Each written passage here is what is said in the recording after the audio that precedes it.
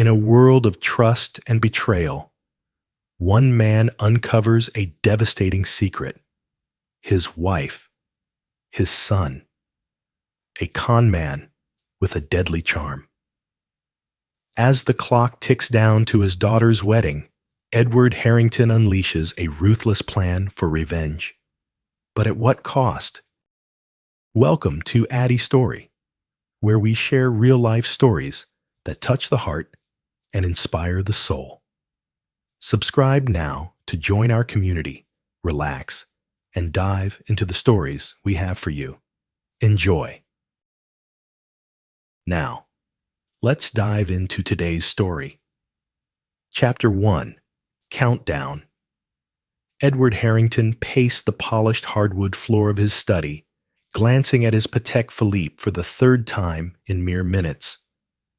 Just 6 hours remain until his beloved daughter Amelia marries Henry Prescott, the pharmaceutical heir. It was meant to be flawless. The estate, reserved 2 years prior, the guest list crafted with precision, the skies finally clear after relentless rain. Yet, something felt wrong. For 30 years, Edward forged his security consulting firm, earning a fierce reputation for ruthless efficiency and an extraordinary knack for uncovering lies. His instincts flared, a sharp warning at the nape of his neck. For months, his wife, Charlotte Langley, of 28 years, had been elusive, vanishing for hours, guarding her devices with passwords, whispering on the veranda. Only wedding stress, David's diary hinted through whiskey last week. Edward's oldest friend recognized the danger in pushing when Edward's gaze turned steely. David was lost.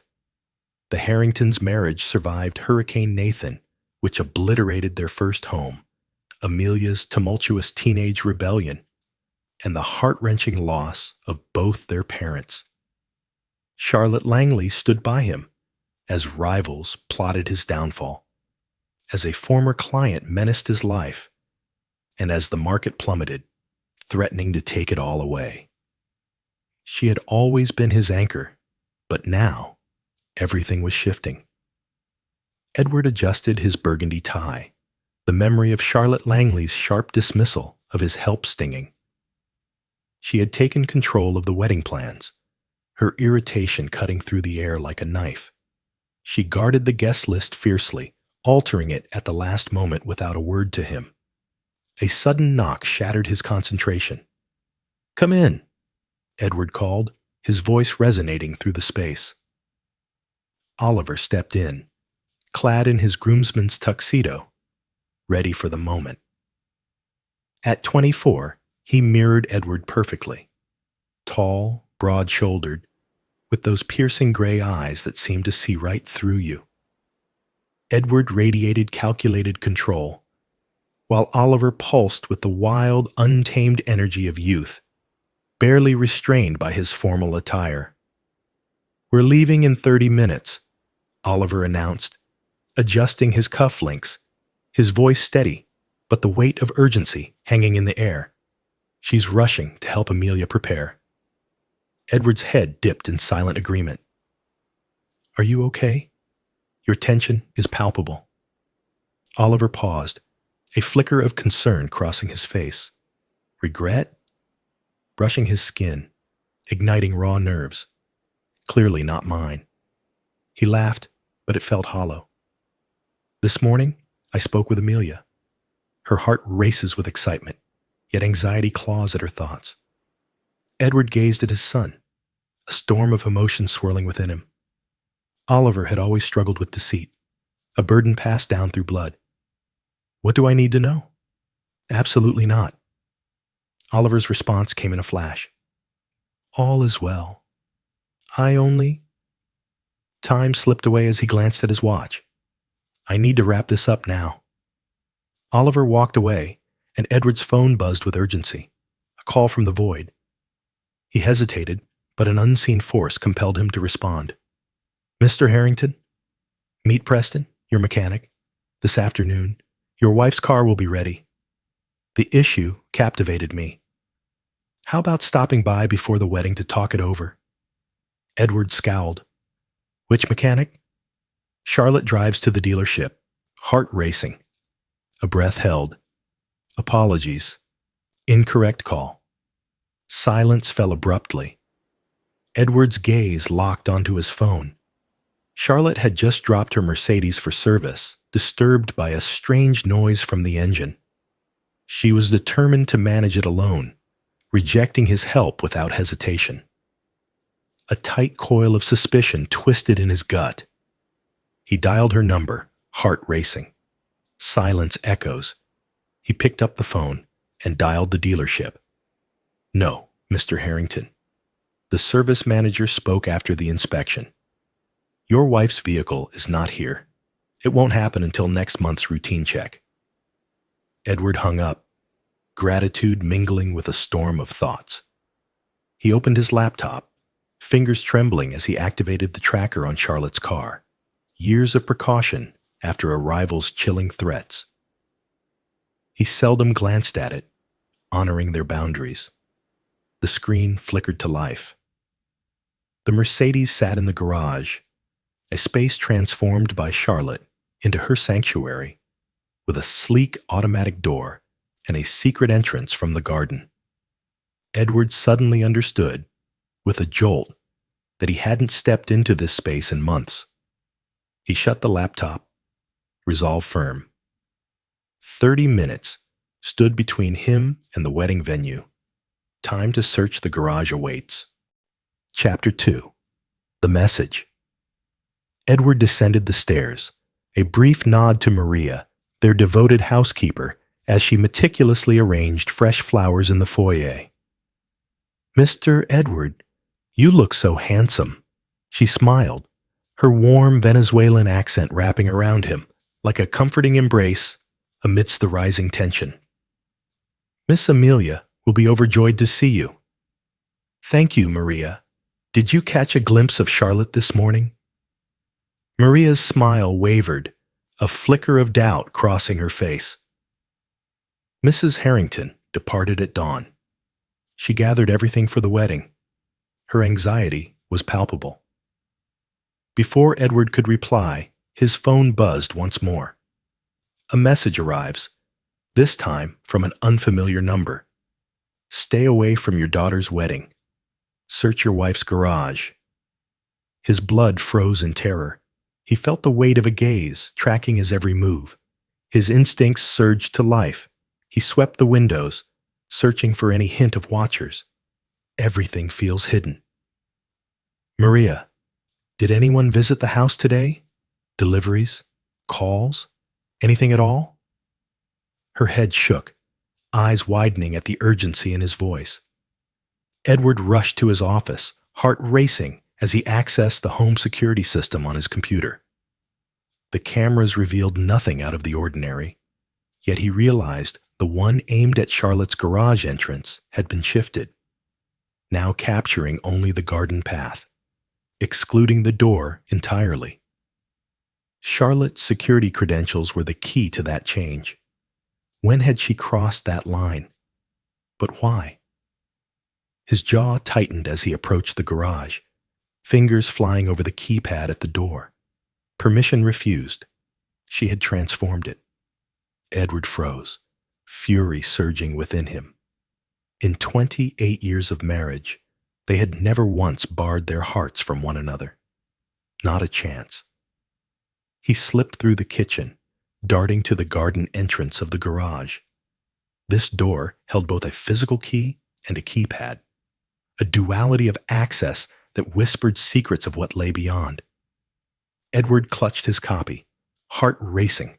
It had lost its power. A new lock, a fresh start. He paused, weighing his choices. Breaking in seemed simple, but the alarm would scream. Unless everything changes. He grabbed his phone, fingers trembling, and accessed the home system controls. As the home's chief security guardian, he held the power to momentarily disable specific zone alarms. He silenced the garage sensors, then grasped a weighty stone ornament, heart racing. With a single, powerful blow, the garage's side window exploded into shards. Edward wiped the glass clean, his heart racing as he reached to unlock the garden door. The garage lights blazed to life the moment he stepped inside. At first glance, all appeared ordinary. Charlotte's Mercedes sat in its familiar spot, the workbench against the wall, storage cabinets, and shelves meticulously arranged. Years ago, Charlotte discovered woodworking, pouring her heart into crafting stunning furniture for her home and as cherished gifts. Edward navigated the space with purpose. Everything felt normal until he spotted a subtle dip in the concrete floor, obscured by a workbench, the unmistakable shape of a trapdoor. He had crafted secret compartments throughout the house, places to conceal treasures or vital supplies, all by his own hands. This shouldn't have been here, not in the garage. Kneeling, he traced the edge, heart racing as his fingers brushed against the hidden handle. The door rose effortlessly, unveiling a hidden storage space beneath. A metal lockbox lay inside, unfamiliar and intriguing. Edward yanked it free, heart racing at the realization it was open. Within, a collection of items awaited: a burner phone, a thick envelope of cash, a passport in Charlotte's name, but with a different surname: Palmer, her maiden name. Recent stamps from Costa Rica and the British Virgin Islands. Secrets linger in the air. Documents lay scattered. Bank statements from an offshore account boasting over $2 million. But the most devastating evidence? Hotel receipts, love notes, and intimate photographs of Charlotte with a man Edward knew all too well: Charles Rutherford. Unrelated to Charlotte, yet standing as the best man at today's wedding. Henry Prescott's uncle looms large in his life. A man, always there in the whirlwind of wedding plans, introduced by Charlotte as a trusted family friend, quietly shaping the day's destiny. Edward's hands trembled with purpose as he scrutinized each item, his expression a chilling storm of rage. Yesterday's receipt, a day-use room at the Ritz-Carlton City Center. Not a fleeting mistake, but a relentless entanglement. In the offshore account, the passport, this was betrayal, raw and piercing. Charlotte was ready to go. He paused, heart racing, as a glimmer of something unexpected drew his gaze: a small velvet jewelry box hidden in the shadows of the lockbox. Inside lay a platinum wedding band, mirroring his own, but the engraving pierced his heart. To Charles, forever yours, M. Edward pocketed the ring, heart racing as his phone chimed. An urgent reminder. In 10 minutes, we leave for the wedding venue. With precision, he stowed the remaining items in the lockbox, concealing it in the hidden compartment before sealing the trapdoor once more. He stood, shaking off his tuxedo pants, adjusting his tie as his thoughts sharpened into a piercing, dreadful focus. His phone buzzed once more. Another message from that mysterious number. You've seen the truth. What will you choose, Mr. Harrington? Chapter 3. Decision Point. Edward drove to the wedding venue, silence enveloping him as his mind sliced through chaos with sharp clarity. Just 20 minutes to Willow Creek Manor, 10 more until everything changes. 237 guests are already in the garden, as the coordinator just reported. In the bridal suite, she stood with her mother and bridesmaids, a moment charged with anticipation. Charles Rutherford stood beside the groom, tense and waiting at a red light. Edward summoned Thomas Hartley, his personal assistant. Sir, shouldn't you be at the wedding? Thomas Hartley picked up on the first ring. I require urgent information on Charles Rutherford. all that awaits you in the next 15 minutes. Silently, the ultimate companion. Yet, 15 minutes, Thomas Hartley. Time is slipping away. Edward hung up, silence crashing around him. He dialed George Baxter, his head of security, a former Special Forces operator now guarding Edward's elite clientele. George, I require eyes on Willow Creek Manor. Now Joseph and Samuel are on standard event security, sir. Never enough. I crave it all. Every move watched, every word captured, every door secured. Make the Wilson wedding the focal point. Charles Rutherford must be watched, always. George, conditioned to act before pondering, replied, on it. Edward's heart raced as he passed through the ornate gates, the magnificence of Willow Creek Manor unfolding before him. The grand colonial mansion loomed over 50 acres, its beauty both haunting and captivating. The garden ceremony space lies just beyond the west wing, waiting. Cars crowded the circular driveway, latecomers rushing through the doors. Edward parked, heart racing, yet stayed in his car, waiting. His phone vibrated, a file from Thomas Hartley, Charles Rutherford's past, arriving with urgency. He glanced over it in a heartbeat. 52 years alive, forever alone. Investment banker commanding an elite roster of clients, Chicago and Bahamas dwellings, linked to the Wilson family by his sister's marriage into their powerful pharmaceutical legacy. Untouched past, unmatched prestige. Maybe it's too pristine. A distinct alert from George. Teams ready to go. Target has been in the groom's quarters with the wedding party for 45 minutes. Your wife in the bridal suite with your daughter by her side. What do I do? Edward replied. Just observe. Hold on. Oliver's phone rang.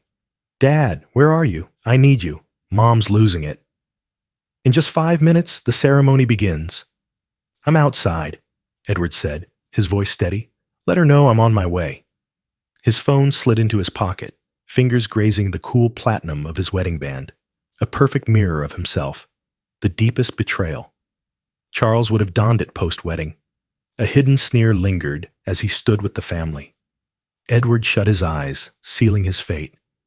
He held back, the moment still hanging in the air. Amelia earned this moment. He slipped in through a side door, shunning the main procession. George emerged quietly beside him, offering a nearly undetectable earpiece. Channel 3, George whispered, urgency lacing his voice, to catch every team update. Edward nodded, gratitude flickering in his eyes as he slipped the device into place and moved purposefully toward the bridal suite. He halted at the door, gathering his resolve before the knock. Come in, Amelia beckoned. In the heart of the room, she was a breathtaking sight, draped in white silk and lace. In that fleeting instant, Edward's world vanished. Deceit stings, fury ignites, schemes take shape within him. His little girl, now a stunning woman, smiles at him with eyes that mirror his own. Dad! She dashed to him, her dress untouched. Anxiety crept in. Forgive me, my love. Urgent business call at the 11th hour. The lie slipped out, effortlessly. You're stunning. Charlotte glided up to Amelia, radiant in a champagne gown that highlighted her timeless beauty. Her smile was hollow, a mask for the pain within. Edward, at last. A search party was on the brink of being dispatched. She pressed her lips to his cheek. A new fragrance enveloping him, stirring something deep within. He questioned if it was Charles's choice. Gridlock. He answered with a calm confidence, his fingers entwining with hers. He brushed his fingers against her wedding ring, squeezing gently, his gaze locked on her face. All set. A shadow of doubt flashed across her face. Absolutely ready. Charles has been a lifesaver. managing the urgent details with the caterer. A true treasure of a friend, companion. Edward held his smile, years of deals etched into his demeanor. Absolutely. I owe him a heartfelt thanks. The wedding coordinator peeked in, her eyes sharp with urgency. The moment has arrived. Everyone, take your seats. The ceremony unfolded like a haunting dream for Edward, who stood frozen beside Charlotte, acutely aware of Charles Rutherford looming at the altar. The promises, the rings, they bind, they promise, they haunt. The kiss lingered, electric and unforgettable. Edward clapped, but his thoughts drifted, lost in a whirlwind of calculations. At the reception, he moved through the crowd, charm radiating, accepting praise, engaging in fleeting conversations. Every moment, eyes fixed. Charlotte's laughter pierced the air, too loud, too bright. She downed champagne like it was water, eyes darting to Charles, who stood just far enough away, yet never left her gaze. Edward trapped the photographer amidst the clinking of silverware and hushed whispers. I need all the photos right after the event, unedited. The photographer, catching the shift in Edward's voice, nodded sharply. Absolutely, Mr. Harrington. The raw file will be with you tonight. As the night deepened, Edward watched Oliver's anxious exchanges with Charles, overwhelmingly known, veiled in shadows. His son sensed the truth. Did he bring them together? Bound by unspoken vows? A fresh wound of betrayal to confront. As Amelia and Henry departed for their honeymoon, rose petals cascading around them, Edward stood with Charlotte, their arms entwined, a poignant symbol of love and farewell. As the car vanished from sight, he pulled away. I have a surprise for you, he breathed, his voice a tantalizing secret against her skin. A night to remember awaits. Charlotte glanced up, a flicker of confusion igniting within her at the warmth of his voice. What is that? Edward smiled, a chilling grin that left his eyes cold and empty. You'll understand once we're back. Finally, the moment has arrived. As the last guests departed, Edward noticed Charles's gaze fixed on them, a fierce intensity sparking in his eyes as they lingered on Charlotte. Edward approached him, hand outstretched. Charles, your impact on our family is beyond words. Thank you. He clutched the man's hand tightly, a secret exchanged in the brief moment of their shake, a symbol of my gratitude. Charles's gaze dropped, confusion swirling within him. Then he paled, the platinum wedding band revealing its unforgiving truth. His gaze snapped to Edward's icy glare. This is not, he started. We'll speak again shortly. Edward silenced him with a mere glance, in a heartbeat. As Edward turned to Charlotte, bidding farewell to Henry's parents, a sharp clarity surged within him, reminiscent of the drive that fueled his greatest triumphs. The chess pieces stood poised, a silent tension in the air. The true battle was about to unfold. Chapter 4. Smoke and Mirrors. The ride home was thick with tension, the silence heavy with unvoiced blame. Charlotte tried to spark a conversation about the wedding, but Edward's curt replies left her in a heavy silence. She gazed out the window, her fingers nervously toying with her clutch, stealing fleeting looks at her husband's unreadable face. Did today bring you joy? Edward finally asked as they turned onto their street, his voice a mask of nonchalance. Charlotte's response came too fast, a heartbeat too eager. It was breathtaking, all that Amelia ever desired. Edward's nod was heavy with contemplation. Charles truly excelled in his coordination, don't you think? Her shoulders tensed, a barely noticeable shift that spoke volumes. So close. Absolutely, his support was invaluable. The Wilsons are fortunate to have him among them. Edward's smile was a mere shadow. Truly, a remarkable commitment. The car glided into the circular driveway. Tension thick in the air. Edward expressed his gratitude to the driver, then reached out to Charlotte, steadying her as her heel snagged in the gravel. "Watch out, love," he whispered, his grip steady on her arm. "I can't bear the thought of you stumbling." The house lay in silence, the staff gone for the night. Edward tugged at his tie, while Charlotte shed her heels, a breath of relief escaping her lips. "I'm drained," she declared. "I'm off to bed now," Edward replied, his voice steady and sharp. "I imagined sharing a final drink together. Honor our daughter's marriage with heartfelt joy." Charlotte paused, then gave a slight nod. "Okay. Only one thought lingers." Edward poured himself 2 fingers of 30-year-old Macallan, while setting a glass of white wine before Charlotte. He offered her the crystal glass, a silent promise shimmering within. She lifted the cup, hesitating, then took a careful sip. He raised his glass, eyes locked on hers, a silent promise hanging in the air. She gulped. Fresh starts. Edward sank into his leather chair, motioning for her to take the seat across from him. "Our future looms large in my mind, now that the kids are nearly on their own." Charlotte crossed her legs, the champagne dress glinting in the dim light. Indeed, a shift may be on the horizon. Perhaps a journey awaits. "You've dreamed of the British Virgin Islands for so long." The wine glass quivered in her grasp. "The Caymans? Or Costa Rica?" Edward pressed on, unwavering. Stunning shores await, a chance to begin anew. Charlotte placed her glass down with trembling hands. "Edward, what's going on?" He leaned in, tension crackling in the air. "You already know, don't you?" The silence hung heavy, a taut wire ready to snap. "I can't," she started. "Stop!" Edward interrupted, his tone sharp and unyielding. "Spare me your deceit, Charlotte, not after nearly 3 decades."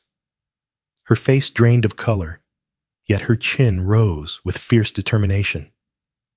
"You opened the garage door. I did it. Who revealed it to you?" Edward shrugged, a fleeting gesture that spoke volumes. "Is it significant?" "The truth is, how long have you been scheming to abandon me for Charles Rutherford?" Charlotte shot up, her feet carrying her to the window in a restless surge. "It's far from what you imagine." "Absolutely not." Edward's laugh cut through the silence like a knife. "The forged passport, the hidden account, the hotel bills from ages ago, the new wedding ring?" He downed his whiskey. "It appears quite simple, doesn't it?" She faced him, her expression steeling. "You can't possibly grasp this." "Then enlighten me," he dared. "Unravel the reasons my wife, after nearly 30 years, is poised to vanish with another man. Unravel the mystery of the secret account holding $2 million, which I suspect stems from our shared assets. Clarify why our son appears entangled in your lies. Don't involve Oliver," she hissed. "He knows." Edward's nod was deliberate, heavy with unspoken weight. "What have you done, Charlotte? Offer him a slice if he aids your secret meeting? Did you really use our son as a lookout while you betrayed his father? It wasn't what you think. What was it truly like?" Edward's voice was steady, yet a storm of rage simmered just below. Charlotte slumped into her chair, the weight of her 51 years crashing down on her. "I meant to share it with you." In the silence that followed the vows, everything changed. How thoughtful. Charles and I, it was inevitable. Amidst the chaos of wedding planning, we found each other again, and everything changed. Edward's face was a mask of stone. What began as a simple plan spiraled into forged identities and secret funds. Shame flickered across her face, a haunting beauty in her grace. It was his vision, to shield what matters most. What are we shielding ourselves from? Just me. Edward loomed, his powerful presence eclipsing her. Have I ever made you afraid of me, Charlotte? Throughout all our years together? No, she confessed softly. Yet, Charles spoke. Charles spoke. Edward echoed, cold as ice. Absolutely. You chose to trust him instead of your husband of 28 years. Charlotte's eyes ignited. Perhaps it's because he truly sees me. Edward, when did you last feel alive in the moment? Abandoning the urge to look at your phone. Work is the last thing on my mind. Unprepared for what comes next, Charles hears it all. He inquires about my day, my emotions, my aspirations. When did you let go of what mattered? Edward took the hit, unyielding. Does that really make stealing right? Deceit? Are you really using our daughter's wedding as a disguise for your getaway? She insisted. The money isn't stolen.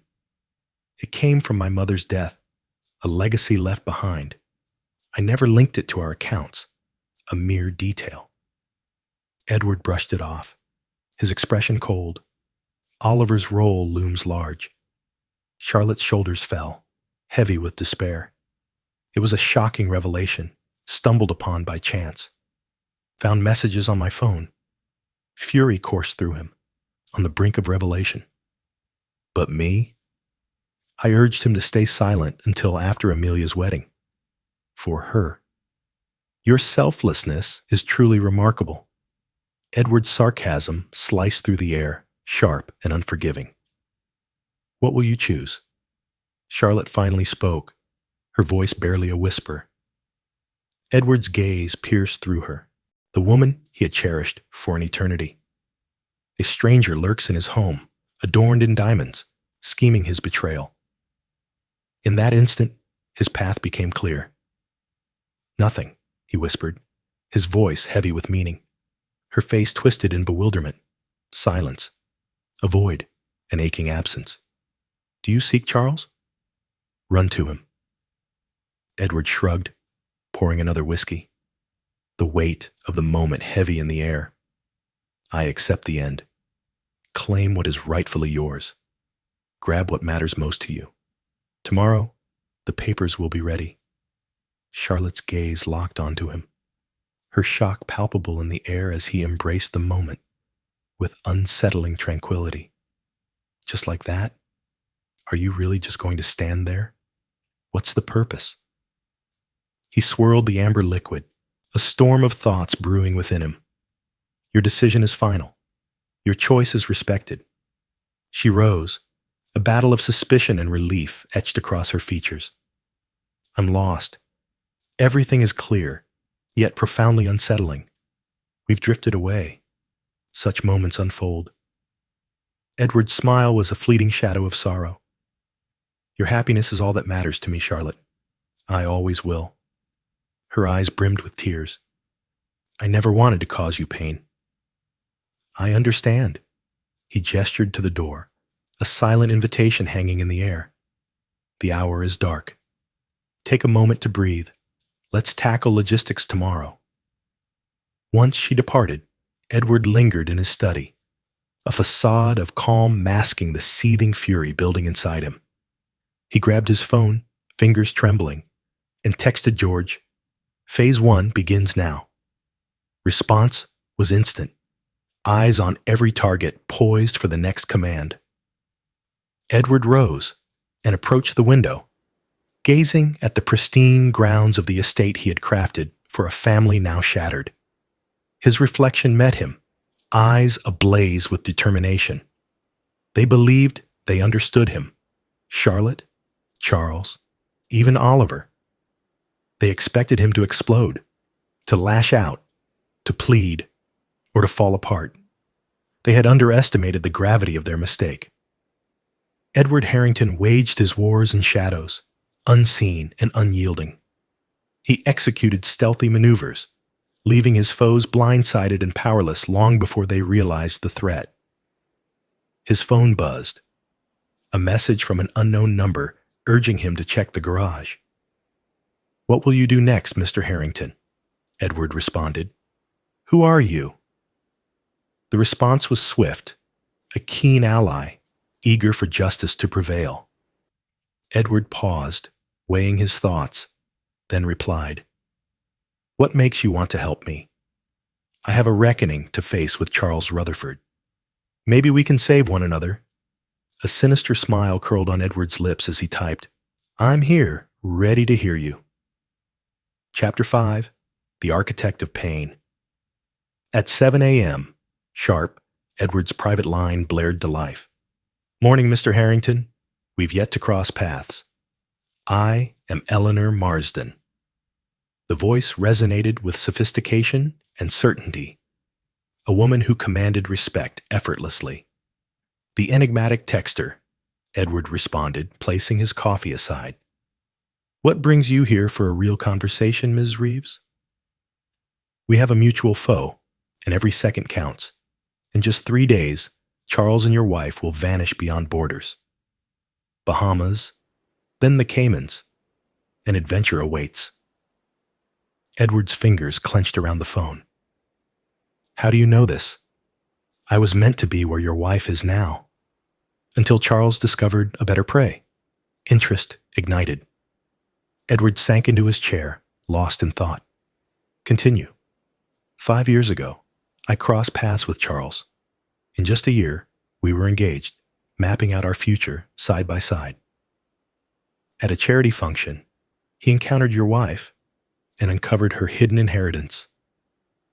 In an instant, our bond was shattered by silence.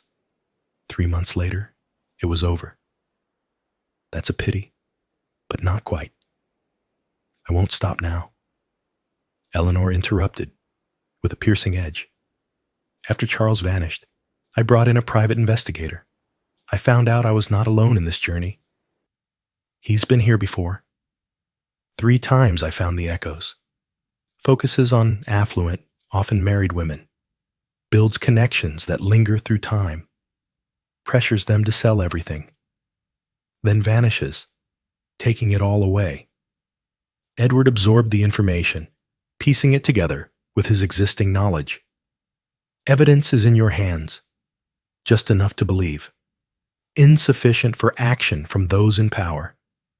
Charles treads lightly, wears many faces, moves through shadows of law. When victims finally grasp the truth, it's too late. The trail has vanished. So you chose my daughter's wedding day to reveal this?" Edward's voice crackled with peril. "I confirmed Charles's plan the moment I saw the travel bookings on his calendar. I only just discovered that your wife was his newest target." A breath held. "I regret the timing." Edward's thoughts surged with urgency, each implication striking like a lightning bolt, each possibility a heartbeat away from revelation. "What do you truly seek from me, Ms. Reeves?" "Revenge. Vengeance. Name it as you please." Her voice turned steely. "Charles stole 2 years and nearly $1 million meant for our future. I need him to be silenced. Forever." "What do you mean by permanently?" "The methods are yours, Mr. Harrington. Your reputation precedes you. Your empire was forged in the fires of ruthlessness, not mercy." Edward's lips curled into a faint smile. "Your preparation is evident. Charles has never set his sights on anyone like you before. This chance is impossible to overlook. What else do you offer this partnership beyond just knowledge?" "Unlock. Records of truth. And here lies a truth you won't want to miss. Charles's true identity." Edward couldn't look away. "Continue." "He is truly Charles Volkov. Born in Russia, she left everything behind as a teenager. Ties to the underworld in Coney Island. Every facet of Charles Rutherford is meticulously crafted, fascinating." Edward's fingers drummed anxiously on the desk. Ms. Reeves, we need to talk. Now? I knew you'd say that. A private room awaits at the Pinnacle Club City Center. Midday. Arrive by yourself. Silence swallowed the connection. Edward dialed George, urgency lacing his voice. Gather everything on Eleanor Marsden and Charles Volkoff, he commanded. He shot a message to Thomas Hartley, demanding he clear his schedule. Upstairs, he heard Marion bustling, likely packing her life away. He truly meant it when he said he wouldn't fight the divorce. It's too exposed, too chaotic. Edward thrived on meticulousness, particularly when it came to vengeance. At 11:45, Edward stepped into the Pinnacle Club, an elite members club nestled in the heart of the financial district. The concierge guided him to an intimate dining room where a captivating woman in her mid-40s awaited. Eleanor Marsden exuded the refined grace of a bygone era of wealth. Chestnut hair, a sleek bob, striking and unforgettable. Jewelry that whispers elegance, a navy suit that murmured luxury, subtle yet undeniable. Mr. Harrington. Her hand reached out. Your presence means everything, Ms. Reeves. Edward gripped it tightly. I sense you hold something crucial for me. She pointed to the chair across from her. Let's get to the point. Thank you so much. As they settled in, drinks in hand, sparkling water for him, gin and tonic for her, Eleanor revealed a slim portfolio, Charles Volkoff. Charles Volkoff emerged in Moscow, 1970. Arrived in the U.S. in 1987, mother by his side, haunted by the loss of his father, graduated from New York University, navigated the intense world of finance across multiple firms, forever fleeing the shadows of scrutiny. Launched his relationship consultant business in 2010, a premium matchmaking service connecting him with affluent, often fragile women.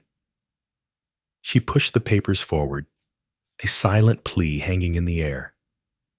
Records of lives crossed, whispers from the past, shadows of wealth and loss.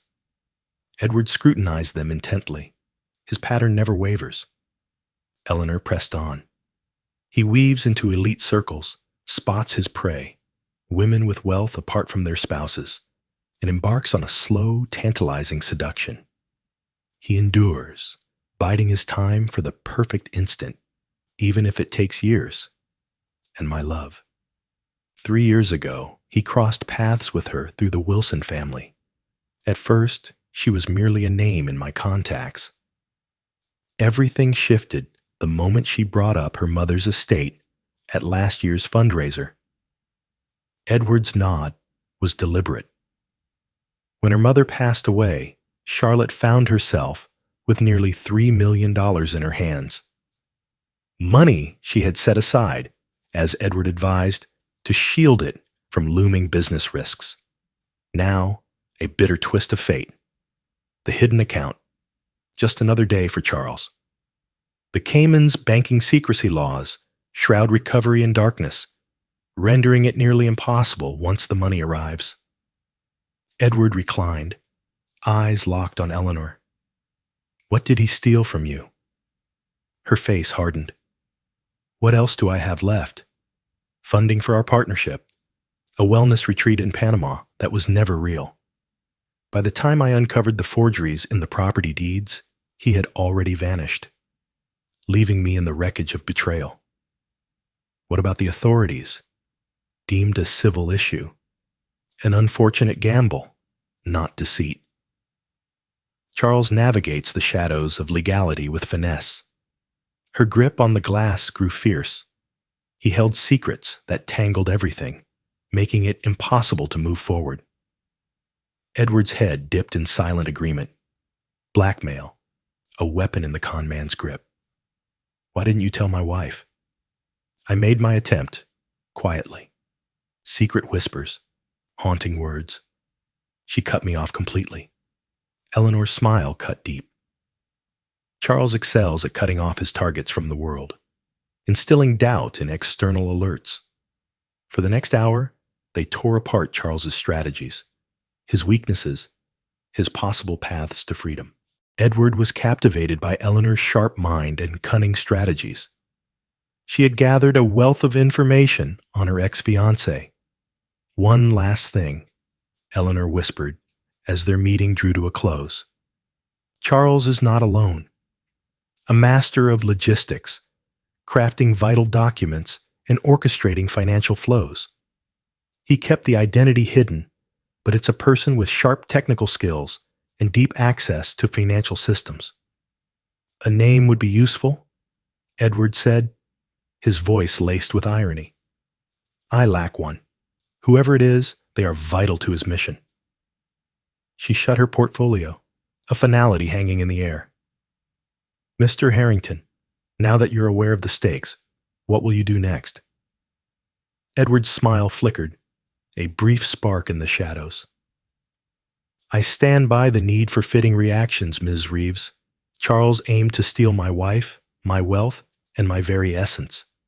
I will strip him of everything, even his freedom. Freedom ignites the journey." Edward stood, fastening his suit jacket with a determined breath. He stands to lose everything: his reputation, his wealth, his future, and ultimately his freedom.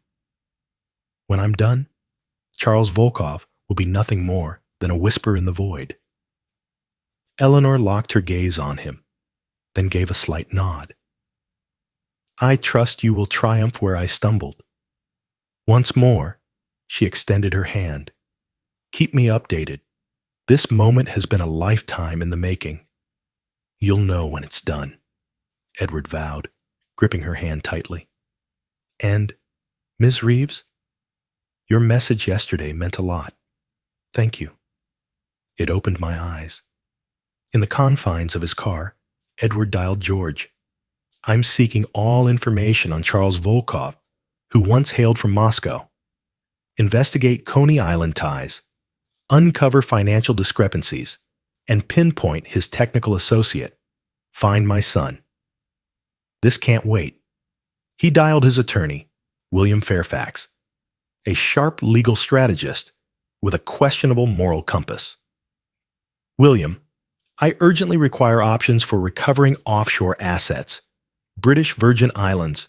Prepare the divorce papers. Clear and fair division. Unmatched. Home in chaos?" William inquired with caution. "Let's call it a bold transformation." Edward hung up, the engine's hum fading as he arrived at his building's city center. In his office, Edward cracked open a concealed safe behind a landscape painting, revealing a small black ledger that pulsed with secrets. His insurance policy held secrets of powerful figures, gathered over decades in the shadows of the security world. He had always seen it as a final option, never wielding it for power until now. As he flipped through names and notations, a fierce resolve surged within him. His executive assistant tapped gently at the door. "Sir, your son has arrived. Let him in." Oliver stepped inside, his body rigid with unspoken tension. "Dad, you called for me." "Take a seat, Oliver." Edward motioned to the chair opposite his desk. "We need to discuss Charles Rutherford, or perhaps Volkov." Oliver's face went pale. "How did you manage that? Are you aware?" "So, you've been aiding him in reaching our family's finances? You really introduced him to your mother's investment manager? You've been deceiving me all this time?" Edward's voice cut through the silence, chilling and steady. "I see it all, my boy." Oliver collapsed into the chair. "Dad, please let me explain." "Absolutely." Edward reclined, fingers interlaced, a storm brewing behind his calm facade. What could possibly justify the betrayal of one's own father? As Oliver stumbled through his explanation, Edward's revenge plan sharpened into a chilling focus. Chapter 6. Pawns and Players. He confessed his love for her. Oliver faltered, eyes cast down, unable to face his father's piercing stare. You called it control. The mom felt a deep sadness. Charles promised her a fresh start, a chance to break free. Edward watched his son with a cold detachment. And you trusted him completely. I only wanted Mom to be happy, Oliver cried out. You're always gone, lost in your work. Charles absorbed her words, and mine, made us feel significant. Is it worth betraying your family for? To aid a fraudster in preying on your mother?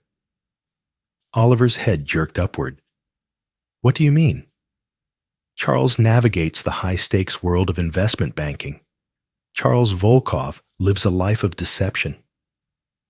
Edward's voice sliced through the silence as he pushed Eleanor's dossier across the desk. He's been here before, again and again, captivates affluent women, pressures them to sell everything, then vanishes with the cash. Oliver's hands trembled as he scanned the papers, his face draining of color. This isn't possible. It is true. Your mother is not his lover. She's his target. You, my son, have played the part of his unsuspecting ally. The truth struck Oliver, a jarring force that left him breathless. His fingers dug into the desk, terror gripping him. Dad, I promise I had no idea. Naturally, you didn't. Edward's tone grew tender. An expert twisted your reality. Your betrayal remains unforgivable. What will you choose to do? Oliver whispered, his voice trembling. Edward stared at his son, a storm of emotions brewing within him. Your choice shapes everything. Will you seek forgiveness? Anything, Oliver replied without hesitation. Just show me the way. We will bring down Charles Volkov. Edward leaned in, anticipation crackling in the air. I must uncover it all, no matter the cost.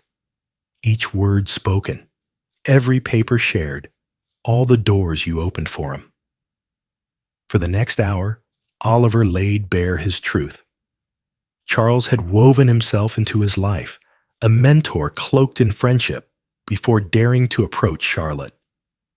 He had slowly made it routine to reveal private family matters, all while pretending it was for his mother's benefit.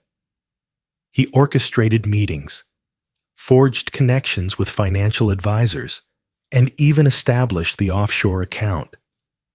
Everyone thought he was helping to create love, unaware it was a cold deception. Edward pondered the technical partner. Charles spoke of a guardian of his digital shadow. Oliver nodded, a heavy weight in his chest. Isabel, a woman with a story untold. Though we never crossed paths, Charles spoke of her as his digital sorceress. She claimed she could conjure miracles in the digital realm. A whisper. Excellent. Edward etched a reminder into his mind. What's their plan to break free? They're gone on Tuesday. Jet to Bahamas, then sail to the Caymans. Oliver's throat tightened. That morning, I was meant to execute the final wire transfer. Edward's smile was a mere flicker, and you always will. Yet the journey will shift. Dad, I can't believe this happened. I'm truly sorry. Hold on to it. Edward's hand shot up. Follow my lead, and your apology will be complete. Reach out to Charles first. Express your concern, share your doubts, and insist that we must speed things up. How about Monday instead of Tuesday? He refuses to change the flight. If you inform him, he will. I've arranged an emergency audit of your mother's accounts for Tuesday morning. Oliver's nod was deliberate, heavy with unspoken weight. What more is there? Be yourself around your mother. Keep this between us. No hints of our conversation. She believes I've embraced the divorce and am letting go. Have you? Embraced it? Edward's face set like stone. The divorce means nothing. Unforgivable betrayal cuts deep, from both of you. Oliver recoiled, the weight of his father's words crashing down on him. Return to where you belong. Reach out to Charles. Relay his reply. Edward faced his computer, a sharp rejection in the air. Oliver rose, but paused, uncertainty gripping him. Father? What about her? Is Charles merely exploiting her? She chose, Edward said, eyes still downcast. Now she must face the aftermath. Once Oliver was gone, Edward dialed George on his secure line. I'm seeking digital forensics for Isabel. No last name provided. Charles Petrov's associate. Master of financial systems. Perhaps crafting identities. Is there more? George inquired. Absolutely. I demand a complete mapping of Charles Petrov's digital existence. Each story matters. Each exchange. Each word matters. Prepare the Cedar Ridge retreat. It must be ready by Monday. The Cedar Ridge retreat stood isolated, a secret Edward fiercely guarded. A corporate retreat, officially sanctioned? A hidden haven for delicate talks, or when necessary, intense interrogations. George, grasping the weight of it all, replied, "Will do." Edward dialed William Fairfax, tension crackling in the air. "William, we need to pivot. Stop the divorce papers. I require documents for an asset protection trust. British Virgin Islands. Unyielding. Act swiftly before the papers are served." "That's too much, Edward," William warned. "A judge might see it as a hidden truth. That's precisely the impression I want Charles to have. Unveil its essence. Clearly, a financial search would uncover it.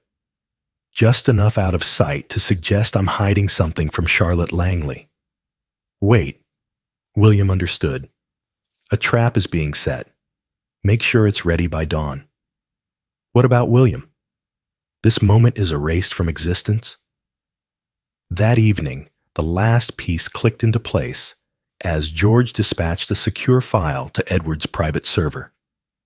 Isabel Petroff, Charles's younger sister, vanished from the pages of his immigration records. A former cybersecurity specialist for major banks, now a freelance expert for 3 intense years. The digital mind behind Charles's charming facade. Edward sent the details to Oliver, urging him to bring up Isabel nonchalantly with Charles. A quiet hint that Edward held secrets too heavy to bear. At home, Edward wore a mask of quiet surrender. He and Charlotte Langley glided past one another, shadows in a haunting dance. Strangers, bound by circumstance, exchange fleeting kindness in shared silence. His calm demeanor caught her off guard, anticipating fury or frantic cries. Her heart raced as Edward's words sank in. He'd be gone for days, leaving her in a whirlwind of uncertainty. He offered his explanation, a generous gesture to ease her departure. That night, Edward sat in his study, his heart racing as he meticulously plotted every move on a secure tablet. Every possibility, each looming threat, all essential resources. He finished, encrypted the file, and sent it to George. Subject line, "Scorched Earth." The reply arrived just moments after. Assets ready and waiting. "I'm here. Just say the word." Edward poured one last whiskey, his mind racing over the chess pieces of his life. Charles and Charlotte Langley, plotting their daring getaway. Oliver, caught in a web of secrets. Isabel, the secret ally. Eleanor, the ally with a thirst for vengeance. Each step taken, each breath drawn, they danced to his dark symphony, blind to the fate he had woven for their ruin. His phone buzzed. Oliver had messaged. "Monday it is, as you suggested." Ella's heart raced, but she nodded in agreement. "Tomorrow, we finalize everything with him." Edward's smile flickered over his whiskey, a fleeting moment of warmth in the chill of solitude. The first domino teetered, then plunged into chaos. By this time next week, Charles Volkoff would grasp the deadly mistake of targeting Edward Harrington's family. Not by fear or force. Those were instruments of the weak. Yet in the relentless, calculated unraveling of his existence, calm through meticulously drawn tranquility, the game had begun, and Edward was unstoppable. Chapter 7. Judgment Day Monday broke with a piercing clarity, nature unmoved by the turmoil of humanity. Edward's eyes were heavy with exhaustion, the weight of 3 days' meticulous planning ready to erupt. Every detail was meticulously set, all possibilities covered. Each player stands ready, tension crackling in the air. The phone buzzed, slicing through the silence at 6 a.m. Oliver's revelation. L.A. and M collide at 10 a.m. in the Ritz-Carlton. Last-minute touches before the clock strikes 2, soaring through the sky. Charles reserved the very room where passion had once ignited with Charlotte, a detail Edward deemed both expected and invaluable. Edward replied, "Don't forget your role." No turning back since that fateful encounter in his office. Oliver had shown unexpected skill, executing Edward's commands flawlessly. The boy possessed talent, something Edward could have valued in another time. Now, it was just another weapon in his grasp. Charlotte was still missing, the night stretching endlessly without her. She texted from the hotel, seeking simplicity in the chaos. Edward's reply was filled with empathy, a heartfelt wish for her solace. His feigned kindness rattled her deeper than any fury could. At 7:30, Edward's secure phone buzzed to life. George delivers the final word. All is set. Triggers activated, stakes rising, digital footprint set. Eyes are everywhere, watching every move. "What about our friends?" Edward inquired. Ready to help. These friends were Edward's greatest risk. Federal agents from financial crimes and counterterrorism, forged through years of trust and connection. Not officially part of it, naturally. This is a discreet alert about unsettling activities, communicated through hidden channels. Edward's signal was the only thing standing between chaos and order. Yet once they did, all would be within their grasp. Outstanding. Keep your distance until I signal. At 8:45 a.m., Edward stepped out, clad in a charcoal suit that whispered power and secrecy. His driver bypassed the office, heading straight to the Pinnacle Club, where Eleanor Marsden awaited in their familiar private room. "Today is the day," he told her, no hesitation in his voice. "Are you ready for what lies ahead?"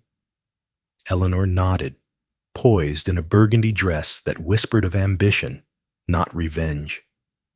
"The documents are set. My statement is ready. Once it starts, there's no turning back," Edward warned. "Charles will sense your connection." Her smile pierced like ice. "I'm holding my breath for it." Edward's gaze pierced through her. "This means more to you than just money, doesn't it?" "Could this be your moment?" she fought back. "We both understand that this went far beyond money the instant they turned on us." He nodded, a silent agreement hanging heavy in the air. "Call me 10 minutes after I go, just like we planned." "And Oliver?" she inquired. "What will become of him?" Edward's face betrayed nothing. My son chose his path. He must confront the fallout. At 9:30, Edward settled into a suite at the Ritz-Carlton, poised directly above the room where Charles and Charlotte Langley were about to collide. George's team set up surveillance, granting Edward a front-row seat to every moment unfolding below, both in sound and sight. At 9:55, Charles appeared, sharp in a tailored Italian suit, briefcase in hand. His confident stride and practiced charm electrified the room as he greeted the staff. A man, oblivious, unaware that his meticulously built world teetered on the brink of collapse. At 10:02, Charlotte Langley stepped in, her nerves palpable, yet her resolve unyielding, clad in a simple black dress and dragging a small suitcase behind her. Charles held her close, his whispers a lifeline in the storm. Edward's heart clenched as he witnessed the man kiss his wife, a gesture too intimate, too familiar. "Is it all ready?" Charlotte Langley inquired, her voice piercing through the surveillance feed. "So close," Charles whispered. "Oliver is making the last move. The new documentation is here. By tonight, he won't be able to touch us anymore." Edward remains oblivious, as Charlotte Langley has verified. His unsettling willingness is hard to ignore. It's a letdown. Charles's laughter echoed, sharp and sudden. Edward Harrington, a formidable security expert, caught off guard in his sanctuary. "Did you receive the documents I requested?" Charlotte Langley pulled a flash drive from her purse, a silent promise of secrets held within. All of it. Client lists, security protocols, access codes. "Do you really need these?" "Insurance? My heart's desire. Your husband is connected to influential allies." Edward's heart raced as he saw Charles slip the drive into his pocket, the weight of betrayal heavy in the air. He jotted this down, another weight added to the mounting list of accusations. At 10:15, Oliver appeared, precisely on time. He stepped into the room, anxiety palpable, clutching his laptop tightly. "Did you really do it?" Charles insisted without delay. Oliver nodded in affirmation. "The money is shifting now. $3 million transferred from Mom's account to the transit account in Bahamas, then funneled to the Cayman Shell Corporation." Charles glanced at his phone, a satisfied nod escaping his lips. Flawless. "Oliver, you've truly excelled." Charlotte Langley held her son tightly. "Thanks, my love. This has been a struggle." "There's something else," Oliver said, mirroring Edward's script with precision. "I sense Dad is hiding something deeper." He spoke her name. "Isabel, on the phone yesterday." Charles stood still, heart racing. "Isabel, are you certain?" "Hopeful. Coney Island holds a secret, a pulse of life beneath its surface." "Damn it." Charles started to pace, tension radiating from him. "He understands. We must move faster. Oliver, get the pilot on the line. Let him know. We're advancing to noon. It's finished." Oliver's words wrapped around him like a lifeline. Yet Dad created a Cayman trust for himself. "This morning, I discovered the paperwork. He's concealing everything before the divorce hits. The deceitful detail, the false trust Edward forced William to build, struck deep." Charles's gaze transformed from worry to a hungry intensity. "What's the price?" "Over $10 million. Perhaps even more." Charles faced Charlotte Langley. "Is it within reach?" She paused, heart racing. "Perhaps. His passwords linger in my mind." "Do it," Charles implored. "Think of it as a long overdue acknowledgement of years spent in the shadows." Edward's lips curled into a chilling smile as Charlotte Langley accessed their shared financial portal on Oliver's laptop. She danced to his tune, unaware of the trap. At 10:30, a sharp knock echoed through the silence, signaling the arrival of the hotel staff. "Mr. Palmer, an urgent call awaits you at the front desk." "It's your sister," they say. Charles's body tightened, a storm brewing within. "I'm on my way, for Charlotte Langley and Oliver. Proceed with the transfers. I'll return in 5 minutes." As Charles walked away, Oliver faced his mother, his expression raw with pain. "Mom, I have to share something important." "Not now, Oliver." She cut in, her gaze locked on the laptop. We have to wrap this up before your father finds out. But Mom, Charles is not what you believe. I said not now. Charlotte Langley exploded. I've chosen my path. Oliver's voice vanished. He stood frozen, heart racing, as his mother tapped into accounts that were never hers to touch. Just as Edward foresaw. Each keystroke, each failed transaction, etched an undeniable tale of deceit. At the front desk, Charles realized the call never came. Another haunting creation from Edward's choreography. He pivoted, and there she was, Eleanor Marsden, right in front of him. "Hello, Charles," she said, her voice steady yet charged. Or perhaps Laverty. His face went pale. "Eleanor, why are you here?" Witnessing justice emerge. Her smile was a mere whisper. "Did you honestly believe I wouldn't track you down in the end?" Charles bounced back, his charm snapping into position. "This is a grave error. We need to talk. Just us." "Oh, the conversation is over." Eleanor's eyes darted to her watch. "We're exactly on track." Charles's phone vibrated with an intense urgency. His expression tightened as he read Isabel's message. Urgent. Levs at stake.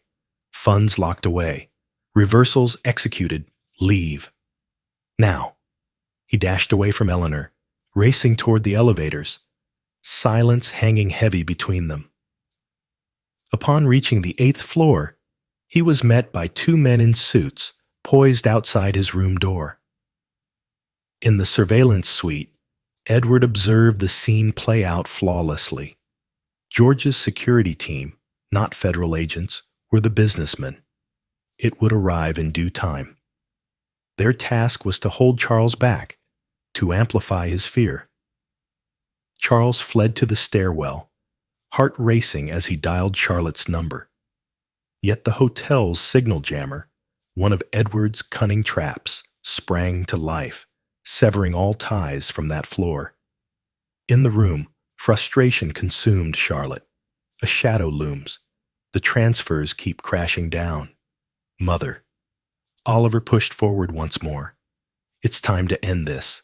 This feels all wrong." "Don't preach to me about right and wrong," she shot back. "I've given up everything for this family. It's my moment now." By taking from my father, escaping with a fraudster? Her gaze snapped upward. "What do you mean?" "Charles. He's been here before, again and again. He's manipulating your mom in exchange for your cash. That's absurd. Charles loves me fiercely, as he had loved Eleanor Marsden and all those who came before her." Charlotte froze. "Who else?" "Eleanor Marsden. Who is she?" "His last prey. In your presence." Oliver unveiled the dossier Edward had given her, setting it down with purpose. "Everything you need is right here. Charles Petrov. That's the name that hides the truth. He's a master of deception, and I guided him straight to you." Charlotte's expression shifted from disbelief to shock, then to horror, just as Edward seized his moment. He exited the surveillance suite, descending in the elevator, his timing flawless. Charles stormed in, breathless, just as Charlotte glanced up from the dossier, tears cascading down her cheeks. "We need to go now," Charles urged, his grip tightening on her arm. "A complication has arisen." "Let go of me," Charlotte whispered, struggling to break free. "Could it really be true? Is your true name Petrov? Were there others?" Charles's gaze pierced through Oliver, filled with fury. "What have you done?" He faced her, unwavering, and revealed the truth. A decision long overdue. "Charles," Charlotte urged, "please respond. Could it really be true?" Just as he was about to speak, the door swung open. Edward entered, exuding calm authority in his impeccably tailored suit. "I think the term is confidence man," Edward remarked, his tone casual yet charged. "It seems to me, Petrov, you're being given more credit than you deserve." A real man stands tall, never hunting the vulnerable.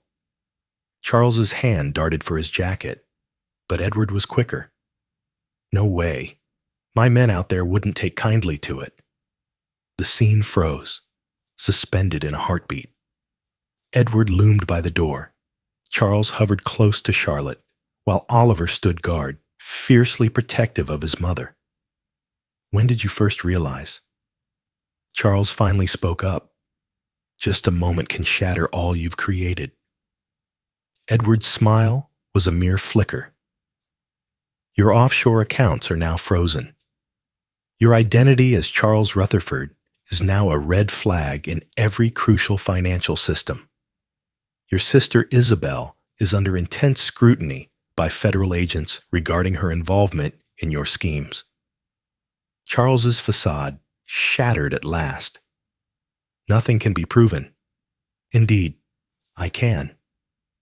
Edward's gaze flicked to the laptop. Each deceitful transfer has been recorded. All your messages with my wife are saved. Each forged document you crafted whispers your secrets. Yet the final blow. He whipped out his phone, the video flickering to life on the screen. This room holds your complete confession, captured forever, reflecting on past experiences. Edward faced Charlotte, his gaze steely. Your choice was a grave mistake, my dear. Not just in your lover, but in the fierce conviction that I would never allow anyone to take what's mine without facing the storm. Charlotte appeared shattered, her meticulously built future crumbling in an instant. Edward, I had no idea. Hold on to it. Edward interrupted her. Oliver, hurry up.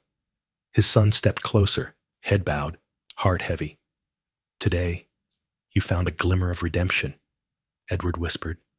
Once shattered, trust remains elusive, a haunting echo of what was lost. Oliver nodded, feeling the heavy truth of his father's words. Edward looked at Charles and said, You have a choice. Submit to the federal agents below, or prepare for the consequences I have in store just for you. Decide now. Charles's eyes flickered, frantic, always seeking a way out. This is far from finished, Harrington. The instant you aimed for my family, it was done. Edward glanced at his watch. It's over. What will you choose? Just as Charles opened his mouth, a firm knock echoed from the door. Hotel security had arrived. Mr. Palmer, federal agents are here for you. Charles's shoulders drooped, heavy with despair.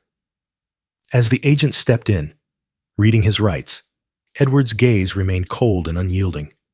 His life lay in ruins, assets stripped away, identity shattered, freedom lost forever.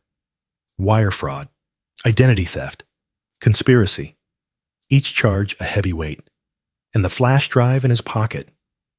It sealed his fate with corporate espionage. Charlotte Langley stood paralyzed, witnessing her future shatter before her eyes. Edward, she breathed, what comes next? Edward stared at his wife of 28 years, the woman he had once adored, now a stranger who had shattered his trust. When he finally spoke, his voice was a hollow echo, stripped of feeling. Now, you bear the weight of your choices, Charlotte Langley, just as I'll bear my own. Handcuffed and defeated, Charles was taken away. Edward turned, stepping into the shadows, leaving Charlotte Langley and Oliver to confront the ruins of their choices. The first act of his revenge was done, yet Edward's journey had just begun. Chapter 8. Scorched Earth. 3 weeks after Charles's arrest, Edward sat alone in his home office, poring over reports, the weight of the world pressing down on him.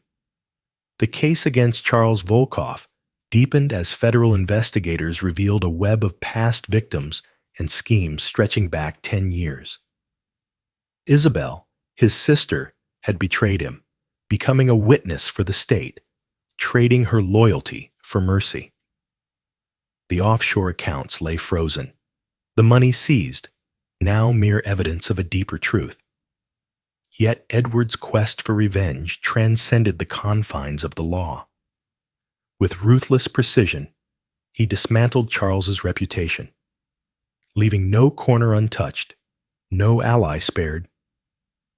Whispers in the shadows led financial journalists to uncover the dark truth of his deceitful past. Brave souls, fueled by his capture, stepped into the light with their haunting tales. The esteemed Wilson family, horrified by their unintentional connection to a criminal, publicly condemned him. Charles Volkov was utterly shattered. His finances, his reputation, his very existence lay in ruins. He would linger in federal custody for decades, battling charges in multiple jurisdictions. A thrilling start, yet just the first chapter. Edward's private line buzzed to life. William Fairfax. The divorce papers are here. Terms provided as requested. Charlotte claims the Cedar Ridge retreat, her funds, and a settlement that's ample yet restrained. And the rest of the papers, ready and waiting. Are you really sure you want to go down this path, Edward? It's harshly unforgiving. Unwavering conviction. Edward's voice brooked no dissent. Send them to the Langham Hotel, room 542. That's where she remains. Edward hung up, heart racing as he scanned the terms again. Though the divorce agreement seemed fair at first glance, the hidden documents revealed a darker truth.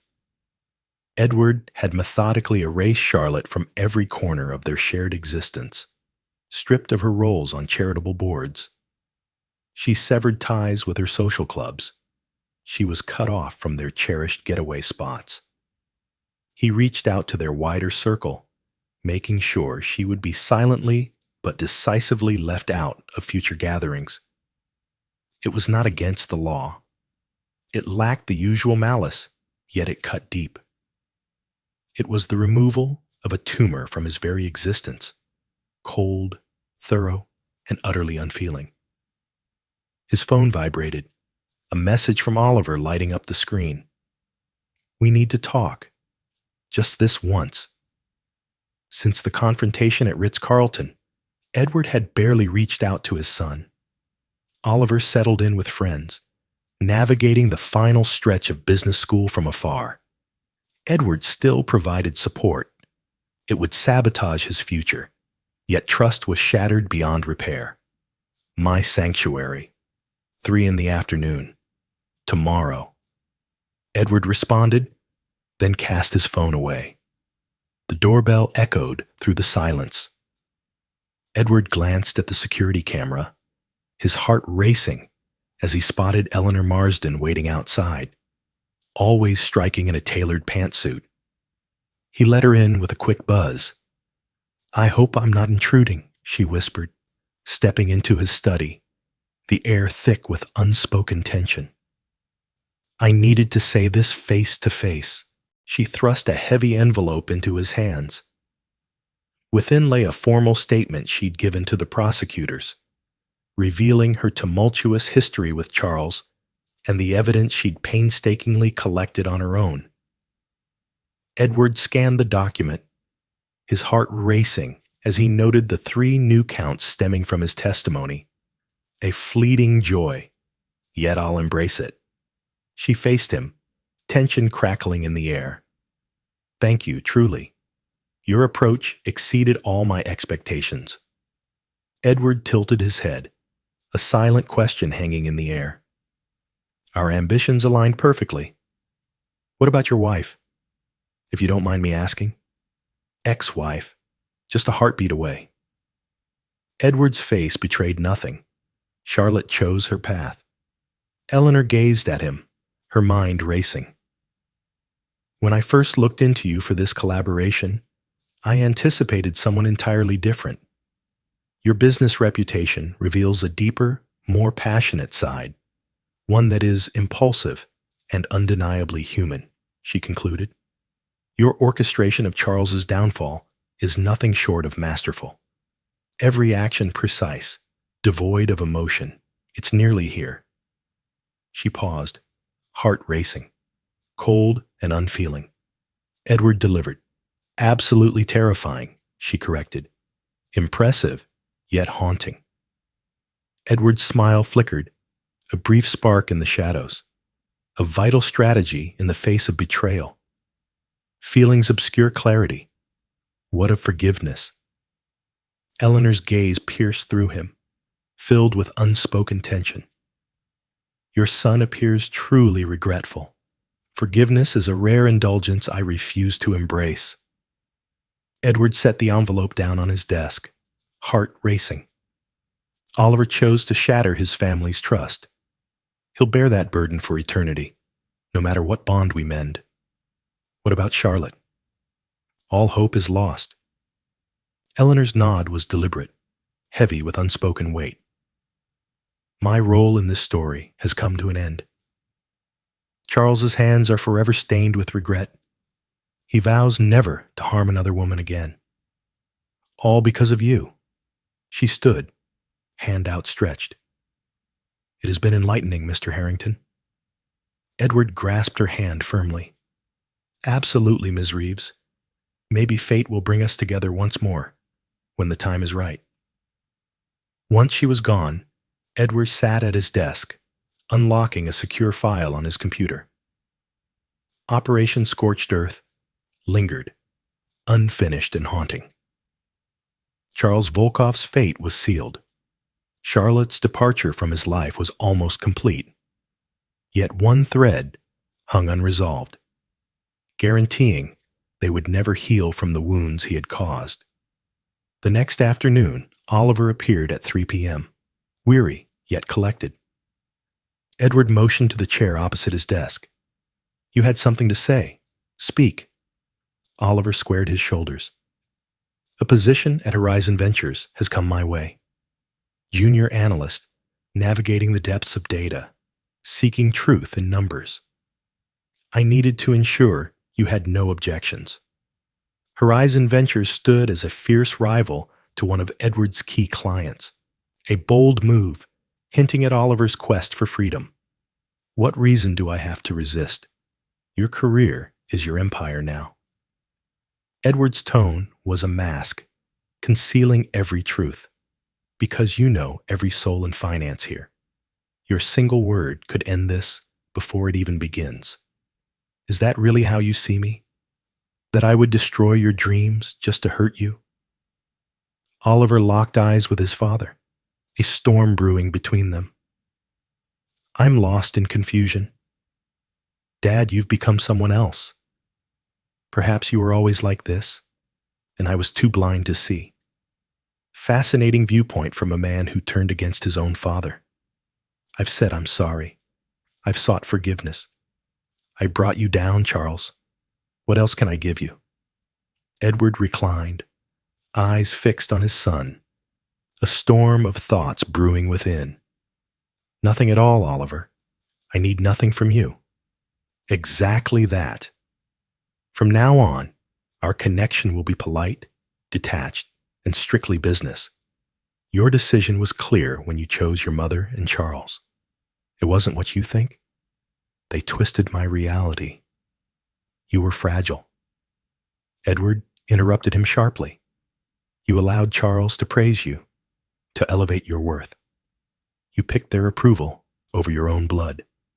Every choice shapes your fate, my boy. This belongs to you. Oliver's face burned with emotion. And that's all there is. Redemption is a distant dream. Redemption pulses with profound significance. Perfectly real. Edward pushed the folder forward, tension crackling in the air. Your trust fund has been transformed. Here are the terms laid bare. Quarterly distributions will ensure you live well, but not beyond your means. The principal stays with me until you turn 40. Money means nothing to me. You must. This is your birthright, your story to carry on. What's left of us? Oliver's gaze locked onto his father, a storm of understanding breaking within him. You've decided I'm nothing, haven't you? Exactly like her. Sharp cut, nothing left behind. Edward faced the truth head on. Accept the position at Meridian. Forge your path. Embrace every moment. Grasp this truth. Faith. Once shattered, it can never be whole again. Not now, not ever. What about Amelia? Is she aware of what transpired? Edward's face hardened slightly. A fleeting glimpse of vulnerability shatters his stoic mask. Your sister comes back from her honeymoon next week. She will know soon enough. So, you'll share your side with her? Oliver dared. Ensure her loyalty is with you.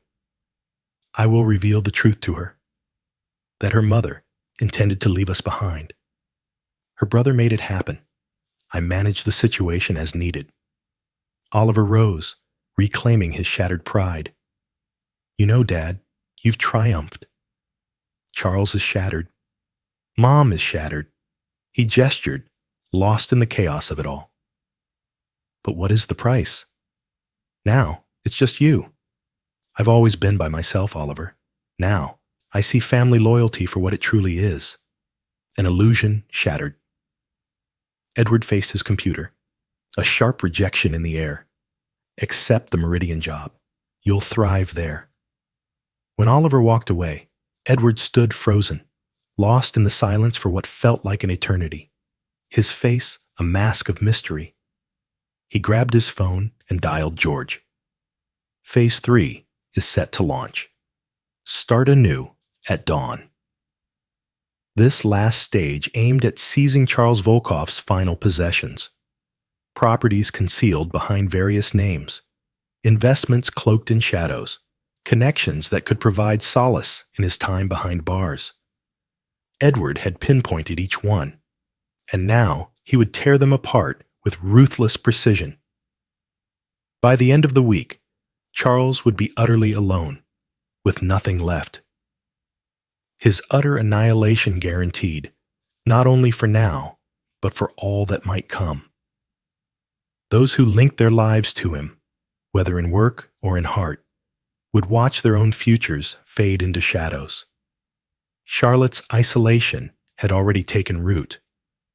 Once close, they vanished when she sought connection. Charitable organizations delivered the news. Her services were no longer needed. The divorce terms, though financially sufficient, stripped her of the lifestyle and status she once cherished. Edward had orchestrated the sale of their home, severing her final tie to their past. The doorbell echoed once more. This time, the courier brought the finality of signed divorce papers. Charlotte accepted the terms, just as Edward had anticipated. Her note was a whisper, yet it echoed with weight. I'm aware that my words hold no weight now, but I truly apologize. This was never my intention. Edward fed the note into the shredder, silence enveloping him. Words fell silent. Actions alone bore the weight of consequence. That evening, Edward sat alone in his study, finally allowing himself a single glass of whiskey. He felt no joy in his actions, only a heavy weight of regret. It was a recognition of a vital task done with precision. His phone vibrated, a message from Amelia. She was arriving tomorrow. The honeymoon was unforgettable. Counting the moments until I see you, Dad. Adore you. Edward's gaze locked onto the message, a fracture forming in his meticulously held facade. Amelia remained haunted by the mystery of her family's collapse while she was away. The conversation hung in the air, inevitable and heavy. He placed his glass down, a wave of exhaustion washing over him. The vengeance he had meticulously executed struck with devastating precision. Charles Volkoff lay in ruins. Charlotte was severed from his existence. Oliver grasped the weight of his new role. The betrayal was met with a fitting response.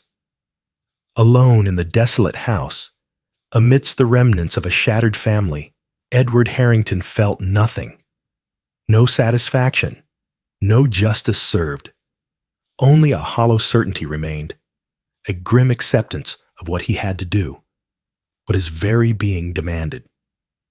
Betrayed, he struck back with a ruthless vengeance, ensuring no one would ever dare cross him again. It was a void, heavy and suffocating.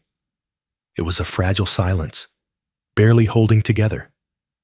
Being Edward Harrington came at a cost, one that demanded vengeance, remembrance, and a heart devoid of mercy for the treacherous. Tomorrow, he would rise from the ashes, solitary yet resolute, crafting his destiny anew. Clear-eyed and raw, unyielding, unforgiving. Chapter 9. Ashes and Iron. 6 months post-divorce, Edward gazed out from his penthouse, the city sprawling beneath him, a stark reminder of everything lost. The view starkly contrasted with his old home, urban chaos replacing serene fields. Change was essential. The estate was a haunting echo of memories, a weight of history too heavy to bear. His phone buzzed, a message from George sealing the truth Edward had felt all along. Charles Volkoff's last hope was shattered. He would endure every moment of his 20-year sentence with no hope of early release. His life lay in ruins, utterly shattered, every secret revealed, all possible allies lost, all paths to freedom sealed tight. Edward was numb to the news. Empty, just a void. The outcome was inevitable, a chilling testament to a plan flawlessly executed. The intercom buzzed, slicing through the silence. "Sir, your daughter has arrived. Let her come up." Moments later, Amelia stepped in, striking in a sleek black dress that whispered, "Of business, not family." At 27, she had become a pillar of strength since her wedding, navigating the family's chaos with astonishing grace. As Oliver fell apart and Charlotte withdrew, Amelia transformed, isolating the turmoil like Edward would have. "Dad." She pressed her lips to his cheek, the scent of Chanel wrapping around them, stirring haunting echoes of the past. "You look well," Edward noted, guiding her to the sitting area where the view stretched endlessly. "How is Henry holding up?" "Overwhelmed. The FDA approval process is devouring his very existence." She sank into the leather sofa. "Yet, we are strong, surprisingly excellent." Edward nodded, a flicker of relief washing over him. His daughter's marriage stood firm, a fragile beacon amid the turmoil he'd wrought on their family and the Foundation's mission. She smiled, a flicker of warmth breaking through. 2 new community health centers have launched this quarter. You'll be amazed by the operational model. Amelia's heart and soul poured into the Harrington Wilson Health Initiative, a fusion of her medical prowess and the vast resources of the Wilson pharmaceutical empire, all sparked by Edward's initial funding. A rare thread of family still binding him. I know I would be. Edward poured her beloved green tea, a moment heavy with unspoken feelings. "What draws you here today? We won't gather for dinner until Thursday." Amelia grasped the cup tightly. Her expression darkened, a weight settling in the air. Oliver reached out. Edward's expression was a mask of stillness. "Understood. He's fighting, Dad. The meridian position is failing us. He senses the weight of exclusion, though proof eludes him. The financial world is ruthless. Failure strikes us all." Amelia placed her cup down, each movement heavy with intent. "Is this truly how you intend to approach it? Acting as if you haven't shattered every chance he's chased?" Edward locked eyes with her, unyielding. Oliver chose his path. At 24, he fell prey to a master manipulator, the very con man who twisted Mom's trust. Amelia leaned in, heart racing. 6 months have passed. When will the suffering cease? It's not retribution. It's the price we pay. It's retribution, Dad. Cold, unyielding retribution. Edward faced the truth head on. Maybe. Amelia watched her father closely, the man she had both revered and dreaded all her life. In the beginning, all I felt was rage towards Mom, at Oliver. Your reaction is clear to me. Yet this bitter battle you're fighting with your own son, it's wrong. Right and wrong blur in the shadows of perception. Oliver's betrayal cut deep. In my world, the consequences last forever. Your world feels achingly isolated. Amelia's voice trembled with vulnerability. He belongs to you, his only son. Blood doesn't earn my faith. What is love? Does that grant him your heart? Edward gazed at the cityscape, avoiding the raw emotion behind her question. What do you want from me, Amelia? Speak to him. Speak your truth. More than mere declarations. Let him fight for redemption. What about your mother? Will you stand up for her forgiveness as well? Amelia paused, heart racing. That's unexpected. What Mom did cut deeper. She was ready to go, to seize what was never hers. Oliver was a child trapped in chaos. A child betrays his father, orchestrating a web of deceit. He thought Mom was suffering. Charles made him believe he was freeing her from a suffocating grip. Amelia slammed her cup onto the table. Stop acting like you were the ideal husband and father before everything fell apart. Edward's eyebrow arched, a silent question hanging in the air. What does it mean? You weren't there, Dad. Here in body, but a world away in heart. For years, Mom reached out, hoping to bridge the gap between you. Oliver chased your approval throughout his childhood. I alone unraveled the secrets of your fortress walls. It frightens Henry, how much I mirror you. Her honesty took him aback. Amelia's words cut through the silence, raw and unfiltered. You've really thought this through, he noted, his voice steady. 6 months. I've watched you dismantle our family, piece by piece, with chilling accuracy. Amelia's gray eyes locked onto his, unwavering and intense. You exacted your revenge on Charles. It's over for him. What you're doing to Oliver, to Mom, it's not justice, Dad. It's pure cruelty. They turned their backs on me, Edward declared, his voice devoid of emotion, as though this stark truth unraveled all mysteries. And you've made them pay for it, completely. When will it be enough? When do you cease to be the enforcer and begin to be the architect of something truly valuable? Edward averted his gaze, a wave of unease washing over him as the conversation shifted. I had no idea you'd turned into a philosopher. Face it head on. Respond to the inquiry. What's your ultimate goal? Utter solitude? Completely alone? The question lingered, heavy and unresolved. Edward stepped behind the bar, pouring a whiskey, the clock barely touching noon. Oliver should have reached out to me first. Why choose you as his messenger? He's afraid of you, Dad. Each time he reaches out, you push him away, turning hope into a reminder of his failures. Amelia approached him, her heart racing. He left me behind. I arrived alone, weary of witnessing this inevitable disaster unfold. My brother is gone, and the ache is unbearable. I ache for our family, flawed yet unforgettable. Edward took a slow sip of his whiskey, the seconds stretching painfully.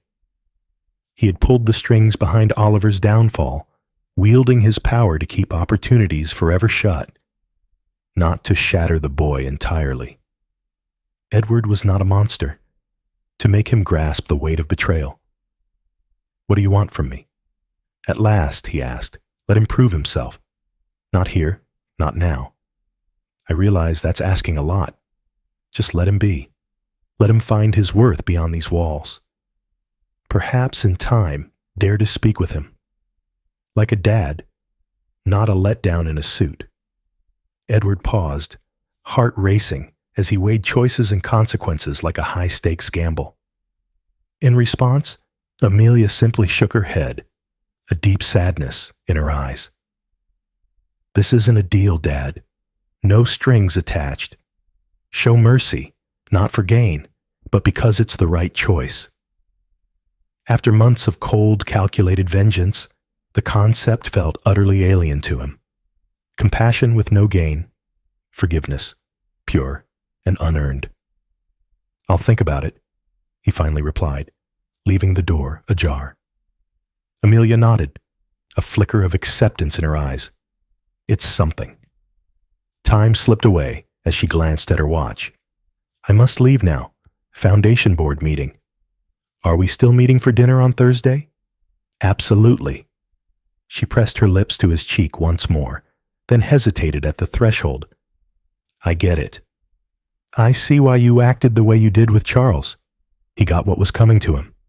But Mom and Oliver," they faltered. "Awful, indeed." "Yes, but they remain family. Family must hold deep significance. Even to Edward Harrington it pierced deep. After she left, Edward stood frozen, her words haunting him. Blood ties that bind, love that endures. As if the very term could eclipse betrayal, could dull the sting of consequences. His phone buzzed to life. "William Fairfax, the Palmer estate is settled. All assets have been sold and allocated as ordered." Edward had meticulously engineered Charles's downfall, dismantling even his legitimate assets, properties tied to his Palmer identity, piece by piece. The government seized certain assets, others taken by the fallen. The remaining funds were swiftly liquidated and allocated to charities aiding fraud victims, a perfect conclusion to a deceiver's tale. "What about the other matter?" Edward inquired. "Mrs. Harrington's plea for more support has been rejected. The judge confirmed the divorce terms, sealing their fate. Charlotte fought back, insisting she required more money for her medical treatments. Edward fought back fiercely, revealing that her medical claims were merely for cosmetic enhancements.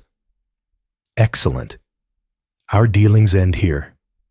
Edward hung up, poured another whiskey, and moved to the window. He watched as Amelia slipped into her car, phone glued to her ear, undoubtedly dialing Oliver to spill everything. Oliver. His boy. His lifeblood. After months of silence, Edward finally let the memories of young Oliver flood back in, yearning, wide-eyed, longing for his father's validation. Forever chasing Edward's unattainable ideals, forever teetering on the edge, grasping at what felt so close, yet slipping away. Was Amelia correct? Was his emotional distance the reason his son fell prey to Charles's manipulations? Did his relentless pursuit of success unveil the vulnerability that Charles seized upon? Edward pushed the thought away, heart racing. Self-doubt consumed me. Oliver chose his path, a choice that haunts. Consequences ensued. It was simply how things were meant to be. His phone buzzed, an email from George waiting to be opened, the latest surveillance report on Charlotte.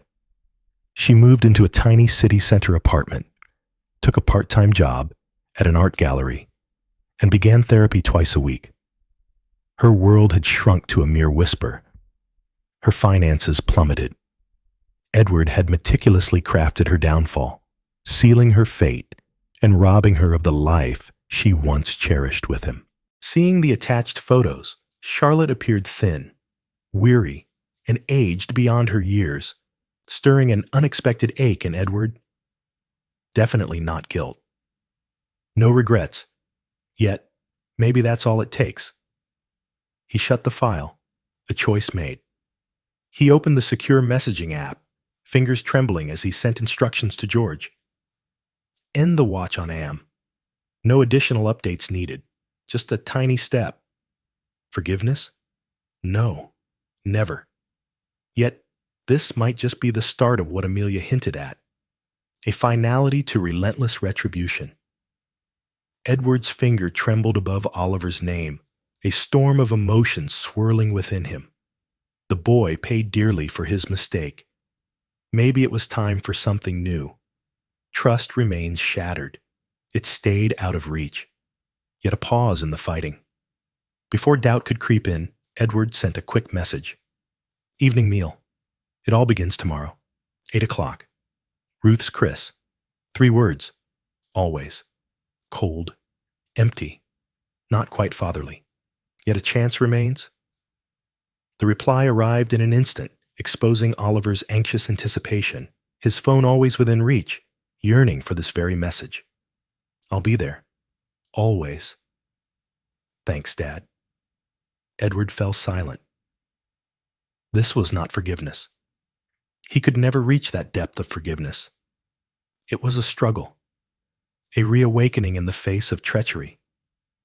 Not for Oliver's worth, but because Amelia had pleaded. Some connections, it appeared, defied even his ruthless precision, refusing to be severed completely. As night descended, Edward Harrington lingered in his penthouse, the skyline's glow casting shadows on his stoic face. Charles Petroff was utterly annihilated by him. He had cut Charlotte out of his life completely. Oliver faced the consequences he deserved. Justice, as he saw it, had been delivered. Now it was time to face the remnants of what had been. From the ashes of betrayal, what can rise anew? Never forgiveness. Not a chance. Yet in time, a fragile balance may emerge. A tightly woven bond with his son. A fragile peace with his ex-wife. Not out of merit, but because Edward Harrington chose it suited his needs more than endless revenge. It was never mercy. It was strength in disguise. It was the next calculated step in the relentless game of his existence. A solitary game, bound by ruthless rules, where triumph lay not in joy, but in the exacting force of one's desire. Edward Harrington faced betrayal, and his response was swift and merciless, leaving nothing but ruin in his wake. It would always remain the same. Forgiveness was impossible. Always remember. He offered no mercy to those who betrayed him. Yet, as Amelia hinted, maybe he could finally choose when to stop the pain, when the lesson had been etched into memory, when justice finally struck. Never forgiveness. Yet it ends. He lifted his glass, eyes locked on the mirror of the window. A lone toast to the man he was, forever etched in memory. Relentless, relentless, isolated by will, not fate. Edward Harrington. A figure forged from resolve, yet hollow where love should dwell. That, he resolved, was triumph enough. Thanks for watching this story on Addy Story. If you enjoyed it, don't forget to like, share, and hit that subscribe button so you never miss a new tale. Stay tuned for more, and until next time, take care and keep living your own amazing stories.